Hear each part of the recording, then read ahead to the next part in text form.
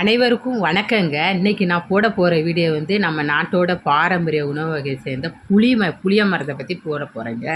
இது எல்லாருக்கும் தெரியும். இருந்தாலும் நான் உங்களுக்கு வீடியோ எடுத்து போடணும்னு விருப்பப்படுறேன், அதனால் போட்டிருக்கிறேன். இந்த புளி வந்து சேர்க்காத உணவுப் பொருளே நம்ம நாட்டில் கிடையாது.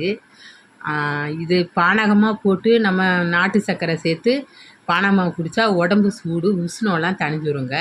புளியோதரை நம்ம கிளறிக்கலாம். எந்த குழம்புக்கு வேணுனாலும் இந்த புளி தான் நம்ம யூஸ் பண்ணணும். தக்காளி சேர்க்கலனாலும் புளி சேர்த்து தான் ஆகணும். அப்போ தான் நம்ம உணவு சுவையாக இருக்கும்.